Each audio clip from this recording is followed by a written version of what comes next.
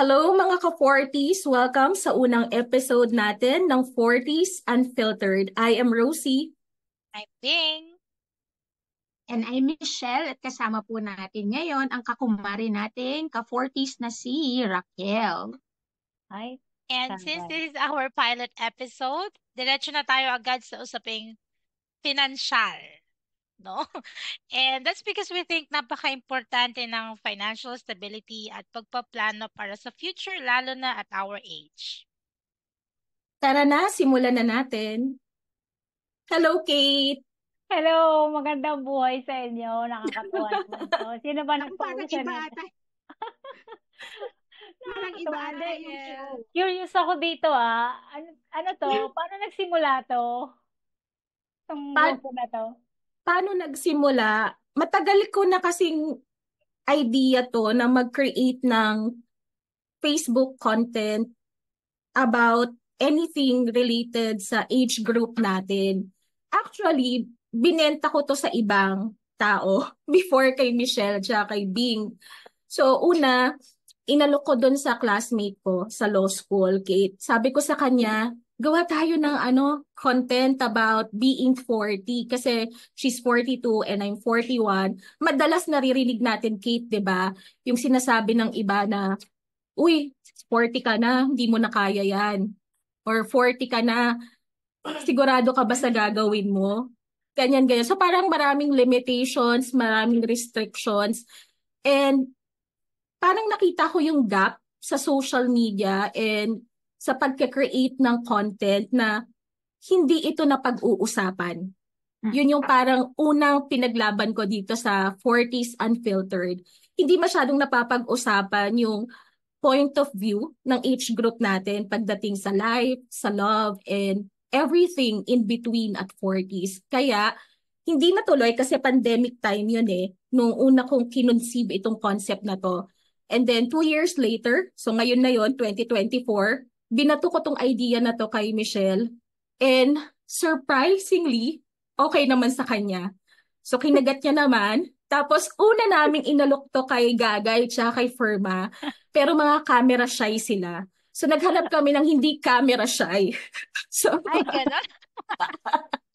so Eto ang na. nag-best fit doon sa hindi camera shy na description ay syempre si Bing sa atin.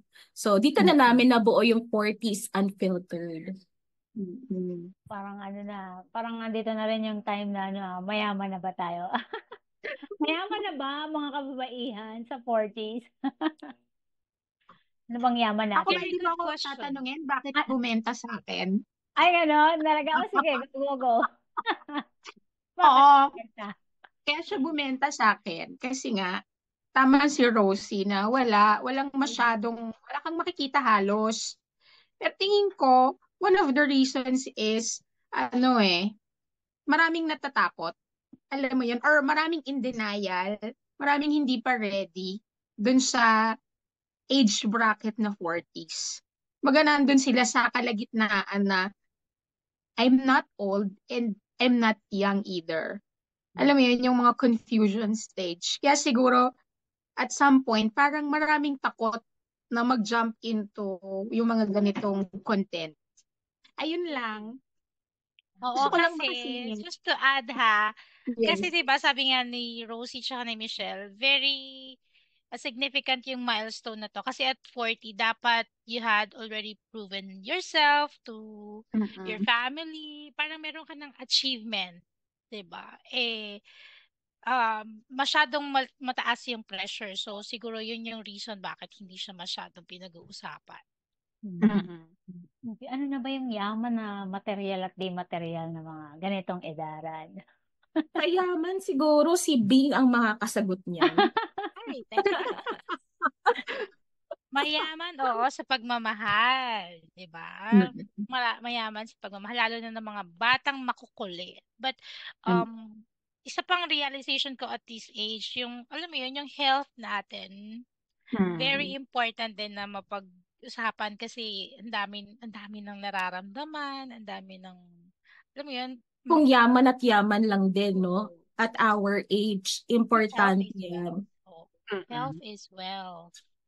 So ano na Mm-mm. bang ano natin, ipa-prioritize natin, 'di ba? Ang Mm-mm. daming pwedeng tingnan at age 40 aside from health, ano pa ba yung mga yan.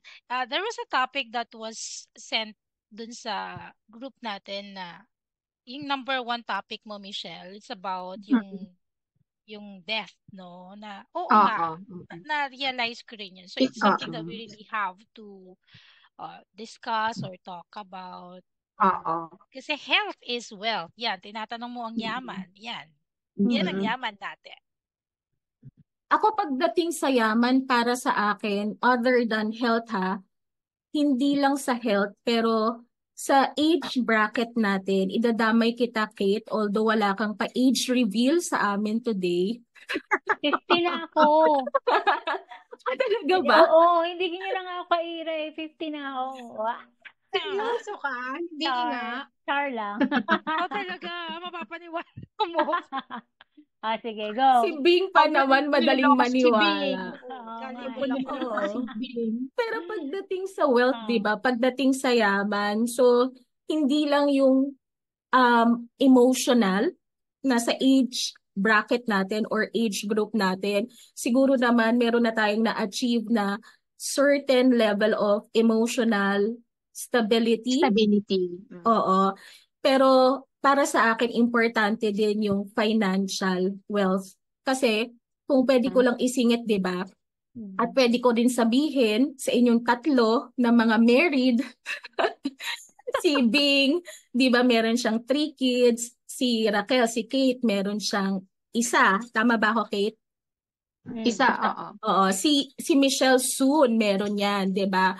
So parang I'm 40. So pagdating ko ng age na hindi na ako capable na mag-work or alagaan yung sarili ko, so paano ba? Anong gagawin ko? So kailangan ko ding i-secure yung aspect na yon sa buhay ko. So kailangan ko din ng financial stability. Yes, Totoo yun. tama. Ganda ng sinabi ko, wala silang nasabi. Totoo nga yan. Oy, nag-react ako. Totoo yan. Ako naniniwala ako dyan. Siguro yung balanse dapat, no? Hindi lang talaga dapat isang aspeto lang yung titignan mo. Ang kagandahan kasi at this age, at this point in time ng buhay natin, parang mas malawak na yung nakikita natin eh. In our 20s, ang nakikita lang natin siguro yung romance, fun, lahat ng gimmicks and everything.